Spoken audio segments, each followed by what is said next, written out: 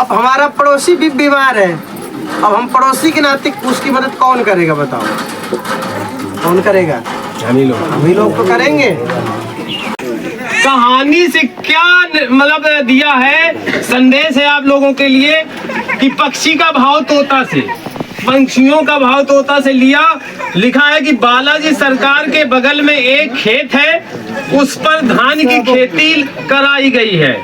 वहां पर प्रतिदिन कई तोते आते हैं, उनमें से एक तोता मुख से दबा करके कुछ बालें ले जाता था। बालें जानते हैं आप लोग, वो जो बाली होती है कि धान की, समझाते जाना। धान की बाली प्रतिदिन तोता आता था और उस बाली को लेकर के अपना चला जाता था।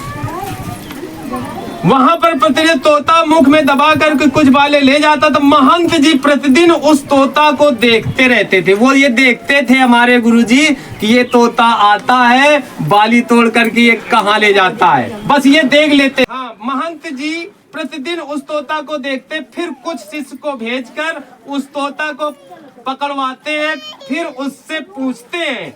उस तोता से देखिए हमारे गुरुजी पूछते हैं कि बाले कहाँ ले जा रहे हो?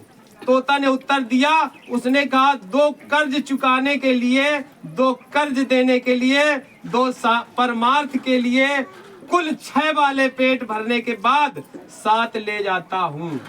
धीरूमांत जी तोता से पूछते हैं, भला कर्ज चुकाना और बांटना कैसा? उन्होंने पूछा कि भाई ये जो तुम कर्जे की बात कर रहे हो और ये चुकाने की बात कर रहे हो, ये कौन सा भाई, ये कैसा तरीका है आपका?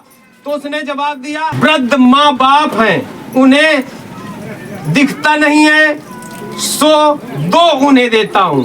2 छोटे बच्चे हैं और पड़ोसी बीमार है। देखिए उस तोता के भाव कि अपने बच्चों को लिए ले जा रहा है, बीमार माता पिता जो है उनके लिए ले जा रहा है, और अपने पड़ोसी बीमार हैं, 2 उन्हें देता हूँ। महंत जी उस भावना शील तोता को प्यार किया और प्रसन्नता पूर्वक छोड़ दिया। प्राणी का, मनुष्य का एक ऐसा भाव होना चाहिए। तोते से मनुष्य की तुलना की गई है। देखिए एक बार हमारे गुरु जी के लिए जोरदार ताली होनी चाहिए।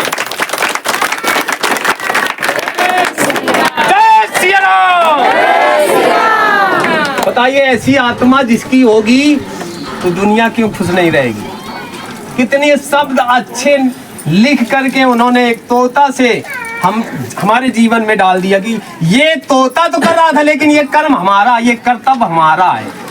आप लोग अभी बात आई थी हमारे पास कि मतलब उन्होंने बताया तो हम यहाँ पर आए, उन्होंने बताया तो आप यहाँ आए थे, उन्होंने बताया आपको तो भाई यहाँ आपको क्या पता।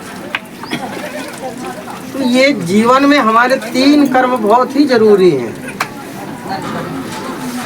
कर्जा चुकाना जानते हो, और कर्जा देना, और परमार्थ स्वार्थ के लिए। बच्चे हैं हमारे 2 उनको भी देना है, कौन देगा? आप दोगे क्या? आप दोगे क्या? माँ बाप ही देंगे। अब बच्चे जैसे ही 2 बच्चे माँ बाप हो गए, अब बताओ उनको कौन देगा? उनको कौन देगा? अब जब हम बच्चे हैं उनके, तो हम तो अपने पिता का ख्याल, माँ का ख्याल रखेंगे, कौन रखेगा? अब हमारा पड़ोसी भी बीमार है, अब हम पड़ोसी के नाते उसकी मदद कौन करेगा बताओ? कौन करेगा? हम ही लोग तो करेंगे। व्यक्ति का भाव अगर इस प्राणी का भाव इस प्रकार होगा, आप सब लोग आनंद मंगल महसूस करोगे, खुशी, जिससे कहते हैं जीवन में खुशी आ गई बाबा तेरे धाम में आने से, बल्कि रोते ही रहते तो 24 घंटे। आप सब लोग अगर इस तरीके का भाव रखना आरम्भ कर दोगे तो बताओ आप लोग तो खुश हो।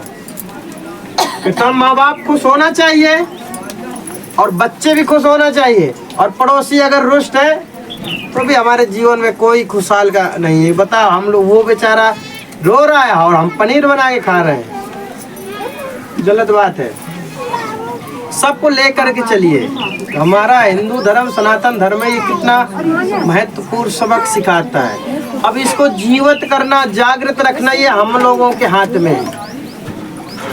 ये हम लोगों के हाथ में है, सब लोगों के। अगर हम इसको जीवित रखें या मार दे, मारना होगा तो किताब को फाड़ के फेंक देंगे तो मर जाएगा। अगर जीवित रखना होगा, इस किताब में जो रखा है उसको हम स्वीकार करेंगे, ग्रहण करेंगे और इसी प्रकार से भाषा बोलेंगे तो आपके जीवन में कल्याण ही कल्याण होगा। इसलिए मैं कहता हूँ कि जन कल्याण, किताब का नाम मैंने रखा है जन कल्याण।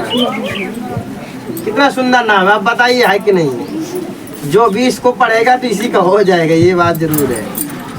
जो भी इसको पढ़ेगा इसी को हो जाएगा, क्योंकि इसमें ऐसे ऐसे विचार मैंने लिख रखे हैं, ऐसे ऐसी बातें लिख रखी हैं कि कुछ कहा के नहीं। अभी तो जब तुम इसको पढ़ोगे क्या क्या नहीं इसमें मिलेगा तुम लोग महसूस करोगे। अगली बार कहोगे बाबा एक और दे, हम अपने रिश्तेदार के लिए